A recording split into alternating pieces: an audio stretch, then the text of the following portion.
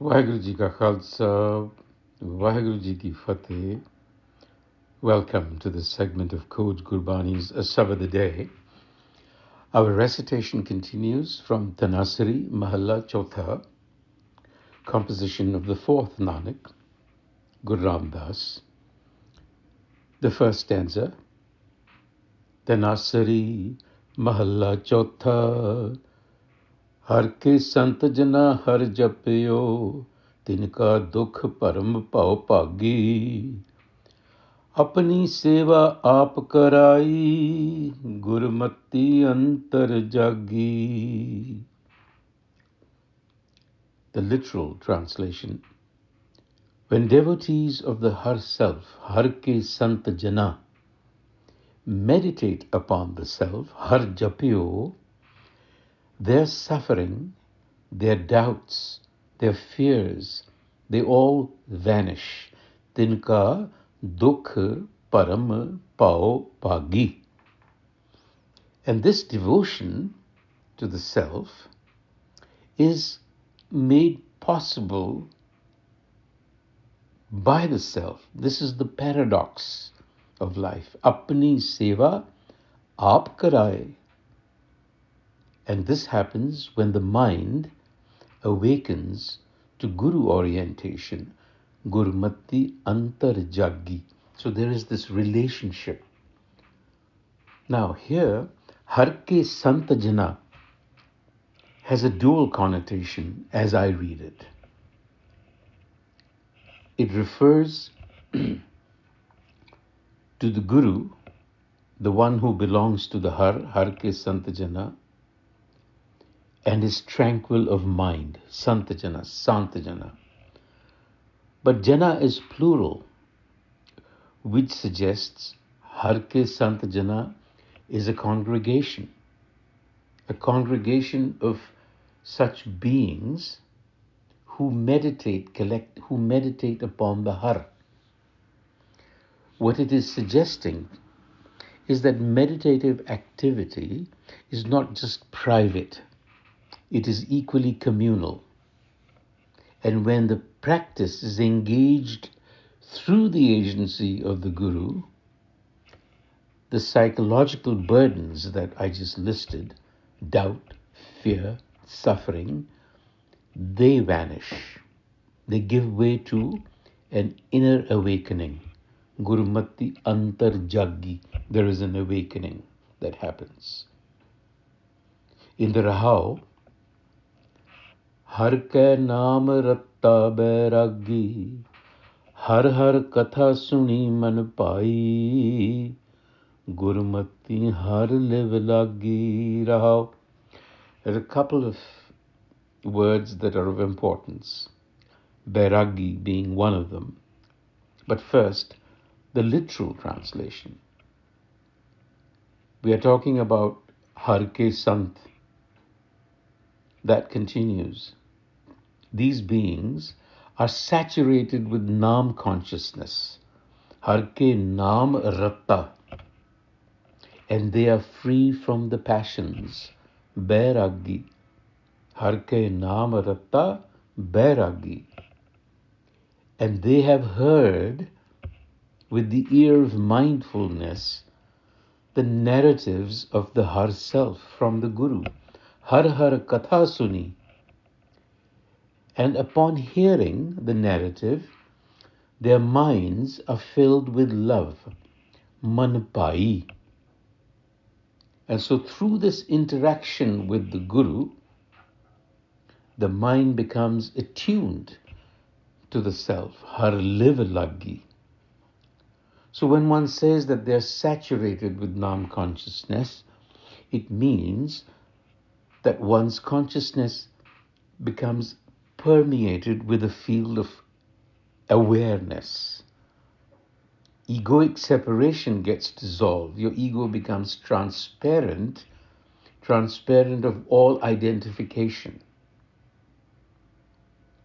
So you're no longer seeking identification with external things, with identities, and so on. It is completely transparent. And that is why Nam consciousness can flow through. So this is what is meant by being dyed. Har har katha suni man bhai, gurmat har liv lagi, and har ke naam ratta. Ratta is to be dyed with oneness. It fills the cracks of separation. Now about vairag, because the Guru says har ke naam ratta. When you become soaked in naam consciousness, you become bairagi, that is the state of the mind. Normally we think of this as detachment from the world in a negative sense. But actually that's not what it means. It means that the mind has detached or released itself from the illusion that is caused by the excitations of the mind, of the thoughts, the illusion of attachment.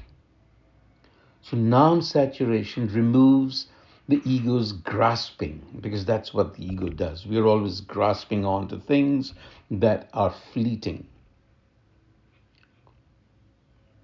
So now, live.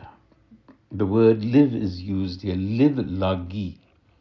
So in Gurbani, you have two divinely ordained complementary orientations. They're actually opposing orientations, but they're complementary.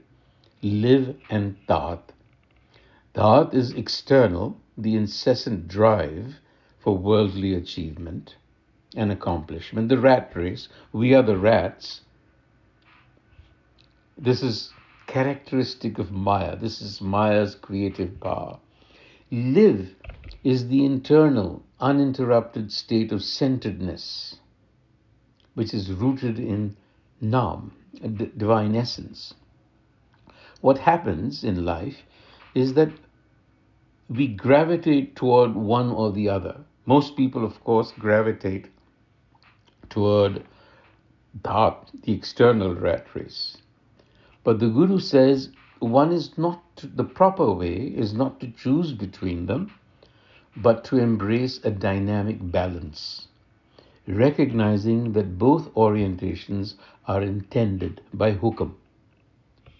So the goal then becomes to be fully engaged and forceful in worldly pursuits while maintaining inner centeredness, live, ensuring that live remains in the driver's seat, meaning that all worldly actions are guided by the values and spiritual focus derived from Gurmat. That's the live lagi. That's the missing piece in our existence. We are not centered within.